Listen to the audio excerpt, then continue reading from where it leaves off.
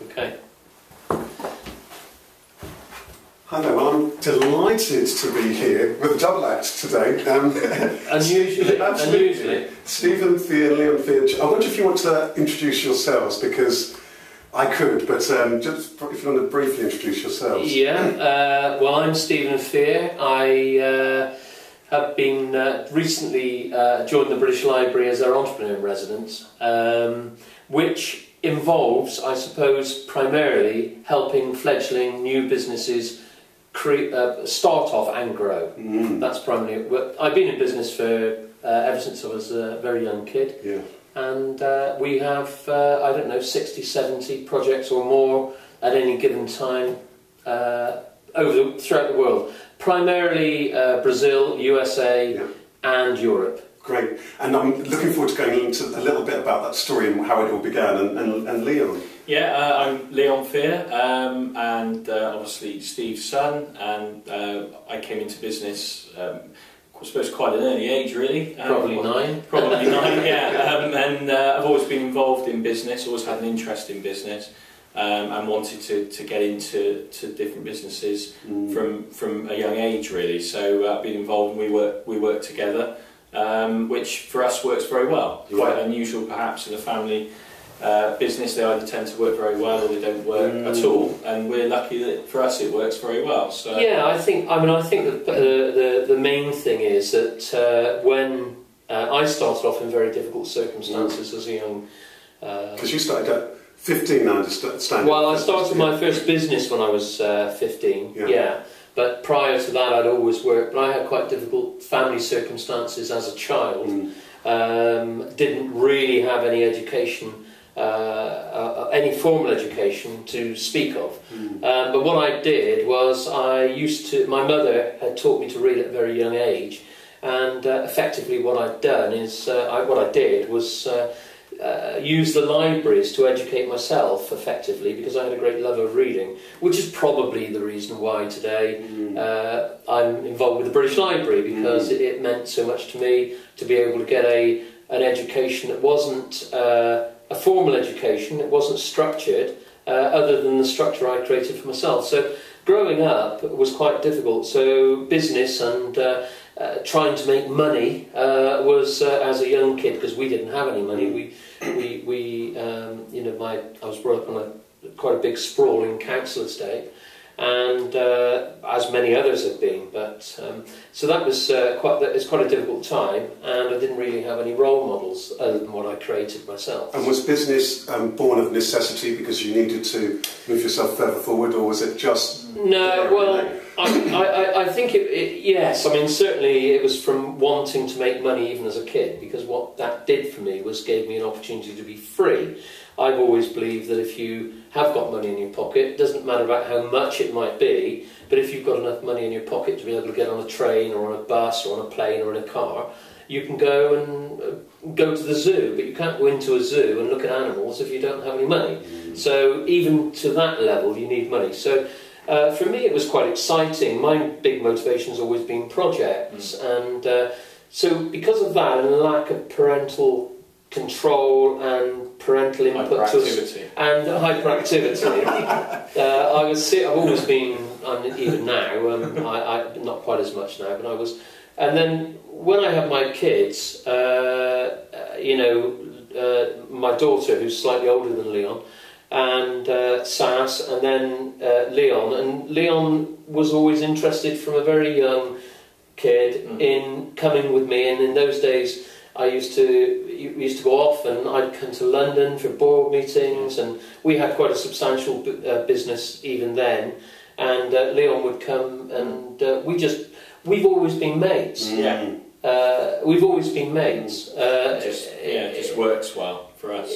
We're great believers in, I think both of us, and in the fact that we don't like bullies, and we don't like being bullied. And I'm a great believer in that you should stand up for yourself, but you don't need to bully someone else. So. And what you're saying is fascinating, and there's so much I want to talk about from both of you now. But one of the things is that on paper, your story is an impossible story. Yeah. You know, and I'm really interested also in what your take on your dad's story, because, okay, brought up difficult circumstances. Many of us may well identify with absolutely. that. But you basically educate yourself. You didn't really go to school. We've had a little bit of a conversation. Sure. You told one parent you were one place and somebody else you were somewhere else. That's right. You educated yourself. First business at 15. Yeah. You were kind of importing.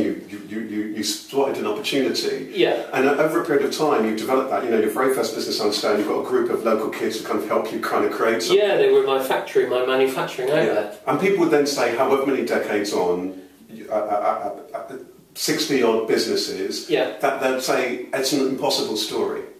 Well, you see, I don't think, Rasheed, that anything is impossible. I'm a great believer in everything is achievable if you are focused and genuine and you get on with people. The big thing is communication. It's not just about good ideas. You have to translate. Yes, you have to implement them. So you not only have to think about things, you have to do things. When, I think, you would say, when Leon was growing up, I mean, age 7, 8, 9, people used to say to me, but you can't bring an 8, 9-year-old kid into a board meeting. And I used to say, but he's part of my family. For me, the reason I want to do business, the reason I want to make money, is to give my family and me freedom. And money can be a trap also. Some people, if the drive is only to make money, then they can go to work for 18 hours a day and have no life. You have to enjoy it. You have to enjoy it. Yeah. So we tend to get involved in projects we like. Well, you're both saying some of the things that are just fascinating here, which I'm keen to zoom in. Leon, what was your experience? So I guess in a way, I'm assuming your experience in the way your story is different to your dad's. Because your dad wasn't self-educated and all the rest of it. Tell me a little bit. What's your story been? Well, I mean, obviously it is different from yours. I mean, because of what you did in your life to change the circumstances you were in, my life was very different than it could have been as a result. So it has been very different. But I think because from a very young age I was always interested in business, and because we've had interest in different businesses, we've always, because I spent a lot of time with you, looking at things when I was young, for me it's always been part of my life. So it's in the blood. Yeah. Were you genuinely interested, or when Dad brought stuff we might, oh my God. No, not at all. No, that's the thing. I think it's quite unusual in that I've had an interest in that. I think partly that is because of the different interest in different business interests that you've always had and now we've got.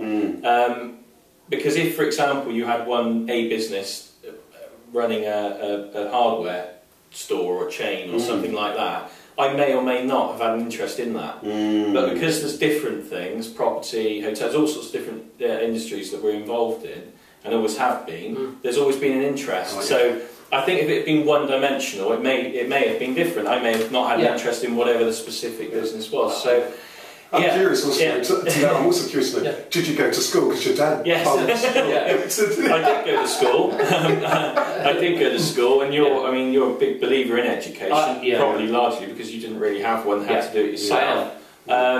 I didn't go to university. I finished school and I wanted to get into business, and that's what I did. So, but I do believe in education. I think it's very important. Well, one of the things I think is worth just interjecting here, because it's quite important to realise this. I think for people to realise this. Leon, when Leon was 17, 18.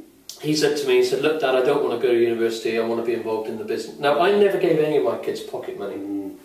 Leon, growing up, used to earn money. And the way he used to earn, in those days we had a property business, and one of my businesses was buying and selling land. We went into, and we still do, we still are involved in property. But to a certain extent it forms a portion of our business, overall business. Manufacturing, all sorts of things, but includes property. And as growing up, one of the things Leon loved was the property business, and he is exceptionally good at it. And one of the reasons I think that you are exceptionally good at it is because growing up in those days I used to go off in a four-wheel drive, and on a Saturday our sort of fun day on a Saturday was Leon and I would go off and leave, my daughter and Leon's mum and others would stay at the house, and we'd go off for a few hours, and we'd go off looking for possible construction sites. And I used to pay Leon a commission for everyone he spotted. So I trained him to do it. So age 7 and 8 and 9, Leon would ring me up in the office, really excited, because he'd been out on his bike and spotted an infill site. Now, I'd give him 50p or something for everyone he spotted. And as time went on, so he always had to earn his money.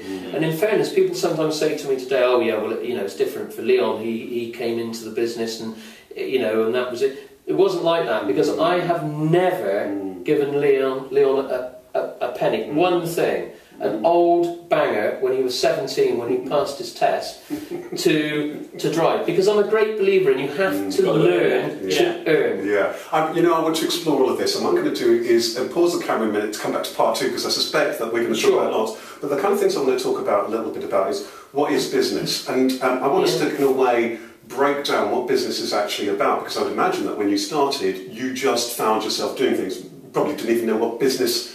No, I mean, I didn't. Rasheed, when I started my first business, which was Easy Clean. And tell people in a nutshell the story of how you did that, for people who don't know, because it's fascinating. Well, basically, the way Easy Clean, I used to do 3 paper rounds amongst everything else, because I would make more money by doing that. And I used to read everything. I read all the newspapers, and I read all the magazines. Anything that I had in the pannier bag, I read. And I used to go to the libraries I've already alluded to earlier. And so I used to read a lot of books. And one day I read in the Financial Times that it's worth remembering that this would have been around about 1967-68, and the UK entered the what was then the Common Market, later became the EU, in 1973. So it was 3 or 4 years before then, and there was an article in the FT that was basically said that new regulations would be brought in if Britain entered the EU ultimately for cleaning very industrial ovens, the sort of ovens used by people like Hovis, baking big bakeries and things like that. And these ovens, the big problem was that to clean them they had to shut them down, and to shut them down was an economic disaster, because they had to close these ovens down, and they had too much downtime, they couldn't bake the bread or pies or whatever else it was, sausage rolls, whatever else it was. So I read this article, didn't think anything of it, and at some later time, maybe a week, few days, I can't really remember, I read an article in the Exchange and Mart. I used to be a big follower. I used to always buy every Thursday the Exchange and Mart, and for people that are too young to remember the Exchange and Mart, it was basically a fairly sort of it was a magazine, but in paper print, that basically advertised everything. It was a little bit like eBay might be today, but it was a forerunner of that. And in there you found everything from dog kennels for sale, to dogs for sale, to cars, lawnmowers. Leon became an addict as a kid, because you could still, I don't think it's even on the shelves now, but it used to be. And in there was a little advert, and that little advert said, it had a photograph, not a photograph, I had a cartoon of a lady cleaning her oven, and it said, clean your oven with this new spray, or it wasn't a spray, sorry, new clean, like a liquid injector, and clean your oven whilst it's hot. And the whole basis of it was, you got the oven hot, and then you sprayed this stuff on, and it would clean the oven. And I thought that would be, if it does that for residential ovens, for ovens at home, domestic ovens, why wouldn't it do that for a big industrial oven? And already at 15, making that link between something you've read in the FT, something in the Exchange Mart, and then you decide to do something about it. Yes, and then I decided to do, then what I thought, well, that would be a great, why wouldn't it do industrial ovens? Surely all you needed was more fluid. The oven can't be any hotter. It's the same, but bigger. It's just bigger. So I thought, that's great, I'm going to ring these people up and and see if I can get some. I had no idea, Rasheed, what I would have done with it had I got it at that moment. Probably not thinking that far ahead. I wasn't. I was 15. I wasn't really. I thought, let's get some, and I can maybe. I was probably thinking that I could flog some around the council estate. I can't remember really.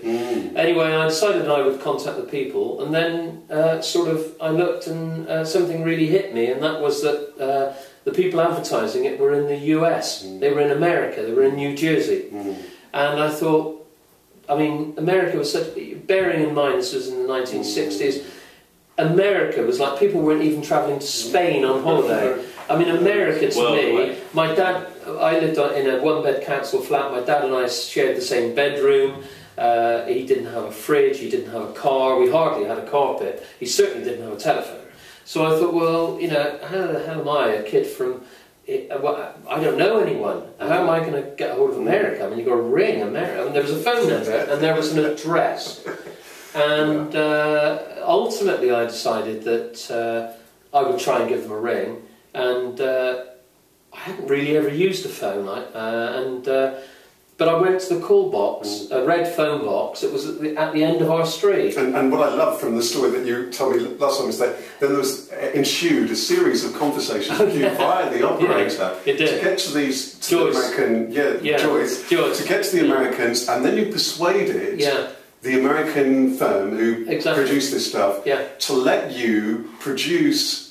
Their cleaning equipment. That's right. Yeah. At 15. Yes. Well, what happened? I went to ring America. I didn't know how to do it. So in those days, you had an A and a B button, and you would ring, and it was called an STD call. And what would happen is, effectively, if you were ringing long distance, remember, was considered 20 miles, anywhere outside of your postcode. So long distance would be. If you rang Bristol to Swindon or London to Reading, that was long distance. So I went to the phone box and thought, what do I do with this? And it said dial 100 for the operator, and that's what you used to do. So I got this lady on the phone and said, I need to ring America, what do I do? And she got chatting with me, and we just got chatting, and I told her what I wanted to do, and she said, you know, what do you want to ring America for? And I said, I need to contact someone on business. And in the end, she said, how old are you? And I sort of flirted around it for a minute, you know, and in the end, she agreed that she would work out what the call would cost, ring me back if I waited in the phone box. And that was the first time I ever realised that someone could ring you in a phone box. I didn't know that. And she rang me back in the phone. I waited in the phone box, and she rang me back.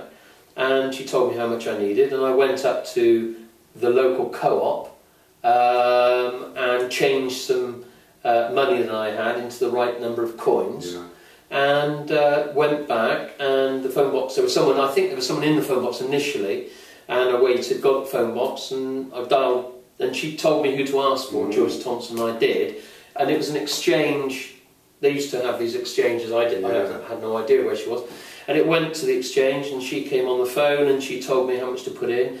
And I said, well, will they hear the pips? And she said, you put the money in, and then I'll put you through. And that's what she did, and I got chatting with the people. It went on and on. I used to be outside the phone box and hanging out a order sign on, so no one would get in. Yes. I used to sit on a chair outside the phone box with an umbrella, waiting for the phone to ring, for America to ring me back.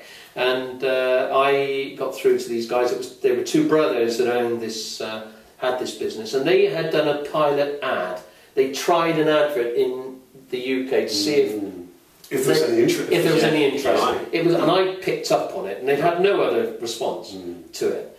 And I said to them, I've got this cleaning business, and I did. I mean, and got chatting. I said, look, you know, if you send me the formula, I can make it up. Well, of course, I was very naive. I mean, I'm asking a guy that's got a formula for a cleaning product. Just give me it. And he said, why would I be giving you the cleaning for? You know, I was going to send it. He said, what do you think I'm going to do? Post it?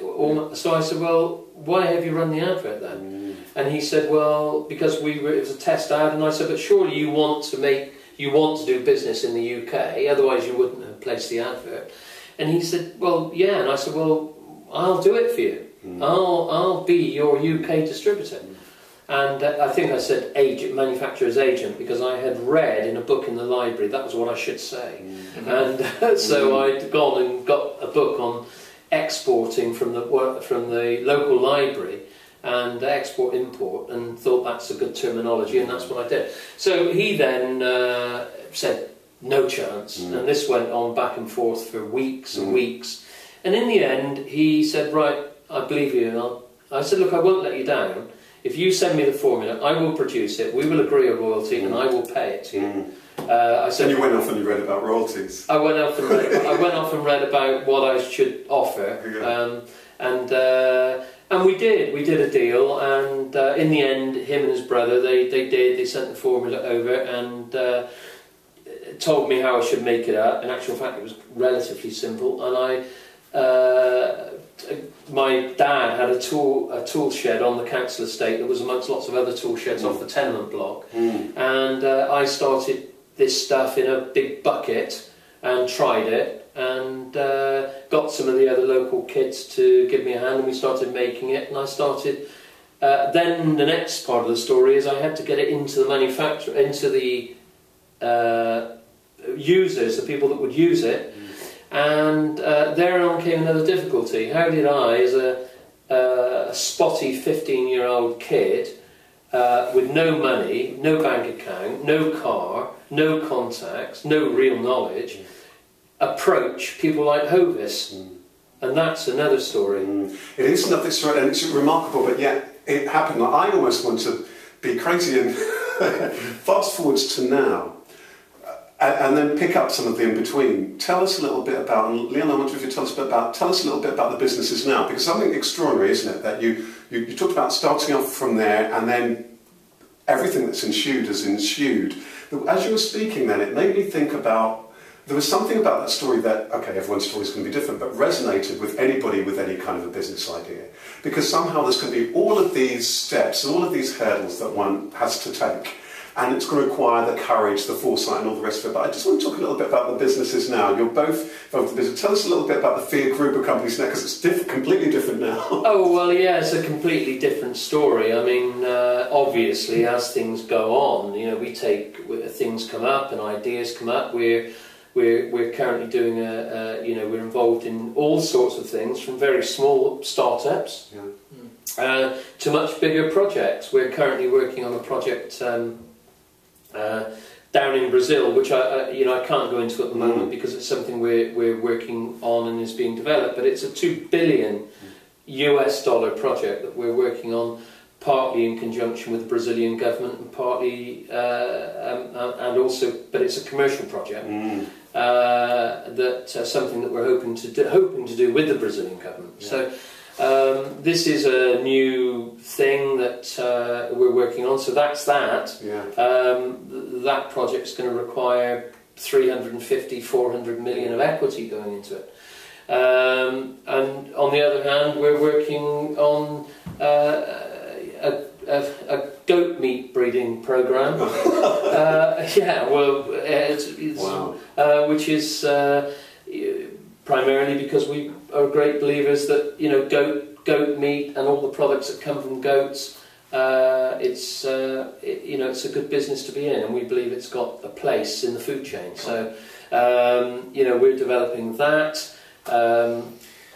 Property development. Property development. I mean, we are big. We buy land, we build, we construct residential, commercial, offices. But the only thing we're not involved in property at the moment is retail. Although we are involved in retailing. Although we're not retail development, but retailing. So I suppose manufacturing. We're interested in manufacturing, and we're interested in acquiring. We're always interested in acquiring businesses and being involved in innovative concepts and ideas. Tell us tell us a little bit for you in business. What's it been about for you? What is it that you're excited about? You said that there's something about the variety that makes it interesting. What's it about to you? Because we've heard a bit about your dad's story. What is it that excites you about business, and what's your take on it? Because so many people also who are young want to get into business nowadays. There's a number of elements really to it. That I mean, I think partly it's dealing with people, like dealing with people, and just creating something really, doing something that is actually creating something. That sort of sense of achievement that you've done something that's made a difference somewhere.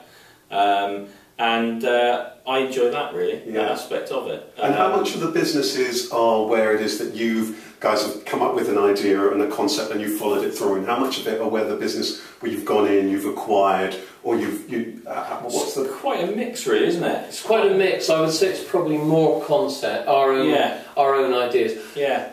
We tend to look for opportunities.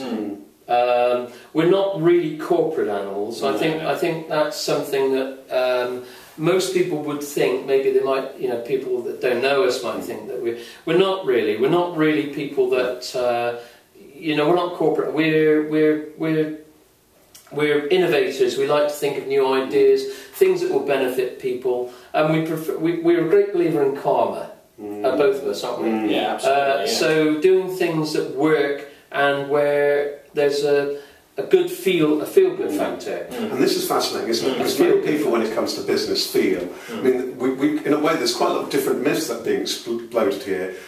Some people feel that you need to have gone to Cranfield, or you've got to study business in order to set up a business. Yeah. Some people feel that you've got to be very cutthroat to be in business, and so on. Yeah, they do. But you're saying something very, very different to that. And one of the things I'm wondering is that what would you both say? What is business essentially about? And what advice would you give to somebody who's wanted to go about their business? Because it sounds as though with your first business, there's an opportunity you spotted, you had a conversation, and bit by bit you found your feet as you were going along. Yeah, that's it. That's more or less it. There are other aspects of business where, and I'd imagine now, where you need to take a look, you need to study and understand the business and find out. But what would you, if you were to basically say what business is about, and for somebody who's sat there watching this thinking, well, I'm employed at the moment, I'd love to set up my own jewellery shop, or I'd love to be my own boss, or what have you. What would you say business is about? And what would be your tips to anybody who's thinking about it but just hasn't had the courage to make that? Do you want to do that first, or do you want me to answer that? You can, if you like. Don't mind. For me, business is about enjoying yourself. Freedom. It's about freedom. It is. It's about. My advice to anyone wanting to start a business is find something you love doing, and see if there's a way of making money at it. If you can't find something you absolutely love doing, find something you quite like doing, and try and see if there's a way of making money at it. Because there's a real problem for starting and running businesses just for money. And it's this, in my opinion, it's this. There will come a time, 11 o'clock at night, 1 o'clock in the morning, or whatever, when you are tired out and you've had a bad day. And if you don't like what you're doing, there will come a day when you say, I don't want to do this anymore. And it might be before that business has ever developed. There are people that somehow get over that, and they make the money, and then it's all short-termism. We've always been in business for long. Leon and I, and I think you'll say the same. We've always been in business with the long term in mind. So I think you have to enjoy it. I mean, there's always aspects of any business or anything that you do in any aspect of life really that you won't enjoy.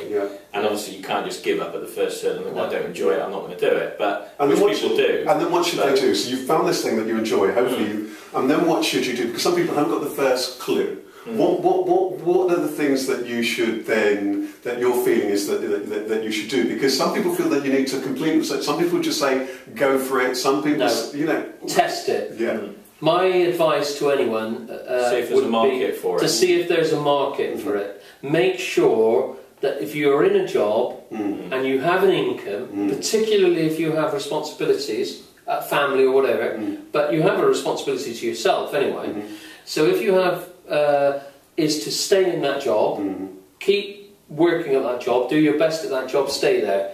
and develop your business idea alongside it until you are convinced. And the other thing I would say, and a bit of advice I'd give people, is to make sure that the idea that you are convinced. Try to convince yourself it won't work. And if it still works, when you've tried to convince yourself it won't work, then you're probably on a good one. Don't look through rose-coloured spectacles, because it's like, and probably most people that maybe would be watching this or listening to this will have had a time when perhaps they wanted to buy a new camera. They don't know why, but they really fancy this new camera. And they will look at all the legs to go under that decision.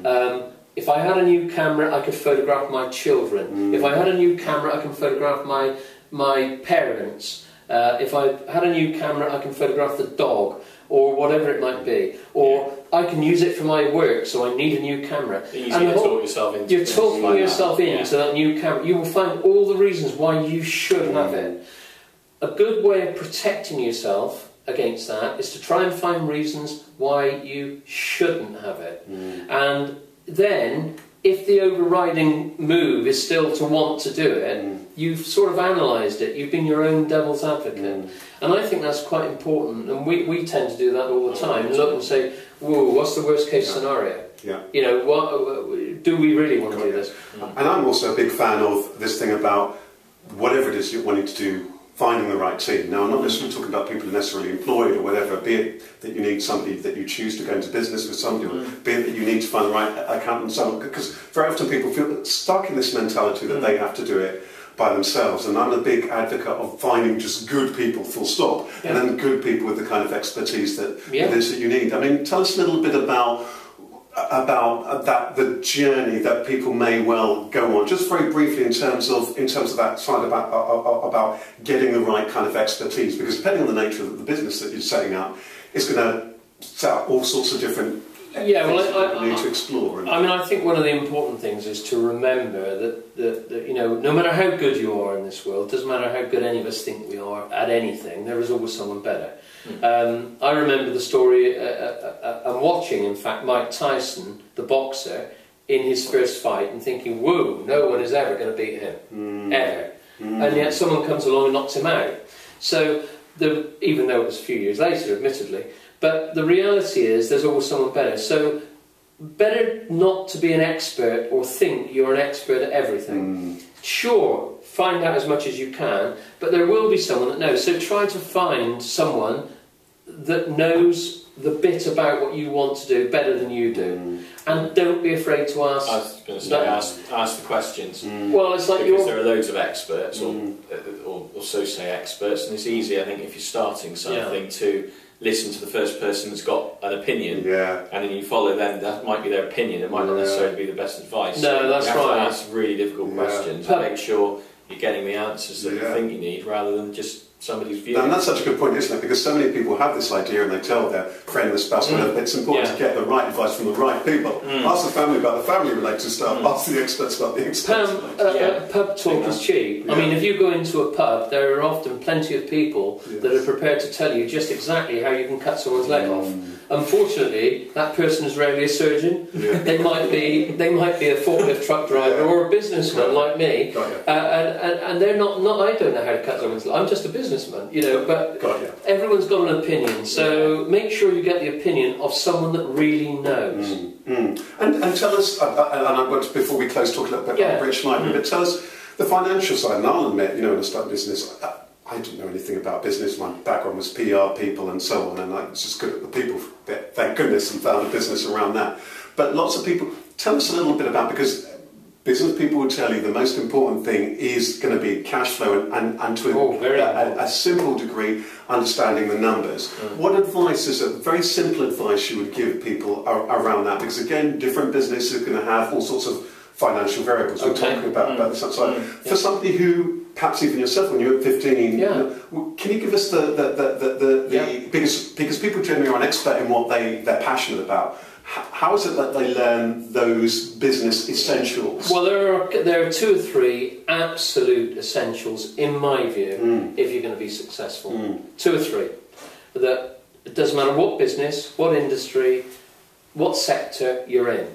1, keep your fixed overheads low. Preferably 0. If you can work from home, until everyone throws you out. Work from the garage until, even with the car, put the desk on the bonnet, do something. Don't take unnecessary risks with fixed overheads. 2, as soon as you start to make money, do not be tempted to go out and take flash car leases. It isn't important. I see people come and see me in London at the British Library and other places, and in businesses when people come and see me about advice and things, and they've got a new BMW and they've been in business 7 months, and somehow a car dealer's managed to get them the credit and finance, and they've got this car and they're paying 550 quid a month, and they've got this car and they're very proud of it. But no one sees it. Whoever sees your car in London, it's parked in a car park if you drive. So it isn't important. The important thing is spend the money on a good accountant. Make sure you've gone to see someone that maintains your books. Have a bookkeeper, or make sure you do the bookkeeping. Make sure you've got the right computer to do the work on. To create, if you're going to do marketing, computers are fantastic for marketing purposes because they can be, you can do multiples very easily, very cheaply. Better to spend the money on a laptop than you are on a flash car. Fixed overheads to the minimum. Yeah, absolutely. Try and stay away from big offices or rates. Initially, don't take on staff you don't need. Of course, all businesses, ultimately, we all hope that the more business, you do business, you take people on, and therefore it creates employment. And that's part of what it's about. But it's important not to overstaff. And don't do, as one lady said to me when I had a discussion with her, and she didn't have a bad business idea. But I said, well, what do you really want out of the business? I said, and she said, well, I don't want to start work until 10, and I really want to finish work by 4. I said, stay in your job, because it's not going to work. It's not going to work. So to create the cash flow, the first place with cash flow, to end that, the first place with cash flow is keep your fixed overheads low. I agree with that. And I think one other thing I would say is it'd only be my view, my opinion, would be don't start a business with a view that you're going to sell it. No, that's right. People start business thinking, well, what's your plan? Within 3 years I'm going to sell the business. I mean, you've got to get the business to work, and I think starting a business with a view you're going to sell out for millions a few years down the road is a mistake. We hate selling our businesses. We try to never sell anything. Why would you have a baby and then want to sell it? And all of our businesses, we look like as if they're our babies. So why would we want to sell?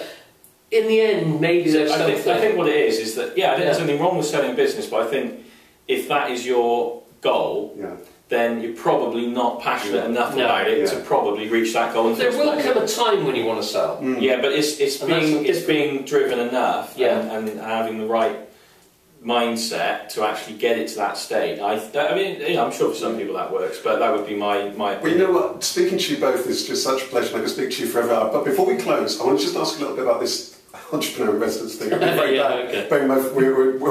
doing work here and with entrepreneurs here at the British Library to not talk a little bit about that. But tell us a little bit about that. But before we even, it's so refreshing. It's so refreshing to hear. I mean, one of the things that I love talking to you both about is that so many people complicate, put smoke and mirrors around business, and forget it's about you've got one skill, somebody else has got another, linking and exchanging and so on. About people, about passion and so on, and then finding and bringing in the expertise that you really like. So it's just so refreshing to get that. Tell us a little bit about the entrepreneur in residence here. And it sounds as though part of the reason, part of the passion is that because you talked a little about reading earlier on, great to be affiliated with the library. Tell us a little bit about that role. Tell us about the kind of people who it is that you want to see, and what it is that you're hoping to add to this contribution. For people who don't know, the British Library's Business Library Centre, this space here to kind of help and support entrepreneurs. Well, I think the important thing to realise with the British Library is what a major international institution the British Library really is. For anyone that has never visited the British Library, it is quite an eye-opener. It carries world knowledge within the walls that surround this place. Just an unbelievable place to be. The IPCentre is a facilitator for so many new businesses. Anything you want to know, anything you need to learn about your business, about research into any product or anything, is available within this place. The researchers here and the staff here are absolutely exceptional. They are people that are dedicated primarily to the British Library and helping other people. It's a wonderful opportunity, a free resource, mostly free resource for people to come and get the knowledge they need to develop their business. And then your role? My role at the library as the official entrepreneur in residence here. Which means you don't actually live here, but no, I don't. I don't have a grace and favour anything. No. But my role here is to head up the section of the library that deals with new businesses, entrepreneurs, and to drive business forward and give the right advice to people coming in. So people can appeal for a one-to-one. Yes. And what kind of business should be, what stage should somebody be at, and what is that you're looking for, and how is that you're hoping to help them? Right. Any stage, really, providing they know what they want. I'm not the guy to come and help you or help someone to decide what it is they want to do. I'm the guy to come and see when they've decided what business they want to be in, they have started the business probably, and are maybe a few months or years even further down the road. They have developed sometimes quite successful businesses, and sometimes very successful businesses speak to me as well. But my role at the library, at the British Library, is to help new, fledgling and growing businesses get to where they want to go. It's what I call, Rasheed, jumping their gap. From where they are today, wherever that may be, maybe it's a new startup, 7 months old, and they're, to get where they want to go. Maybe I can give them some help with some direction as to where to get grant or finance. Maybe they need to know how to get into an overseas market like Latin America or the US or Australia or any other market comes to that. So that's my role. My role is really to help them and guide them to go from where they are to the next stage or even the stage after that. And that's what the library, that's what we're here, that's what I'm here to do. Wonderful. Well, before we close, on that note, I have to ask you both before we close, before we run out of tape, but I could speak to you both forever. So on that note, where is that, because you guys have kind of pretty much been everywhere and kind of done everything, business-wise, all these different, from goat business to property business to this here, Brazil and all the rest of it. But you both seem still passionate about people, passionate about business.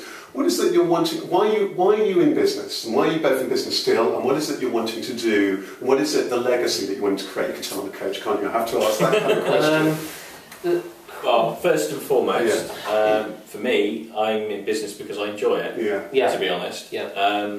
I think that is really where we are. Both of us are. I mean, we enjoy it. I mean, and your mates. I'd like to know the number of people who are business partners and work in business together and thinking who actually are, which is important. No, we are. We've always been each other's best mates, and it's just the way it's always worked out. It's not because we're deliberate about it, and people often think, it's the first amongst equals. I mean, people would look, because obviously I'm older and I'm Leon's dad and all that, but in actual fact, I always knew that Leon had what it took. He doesn't need me. It just so happens that we work together, and he's had, I suppose, the advantage of me making some mistakes.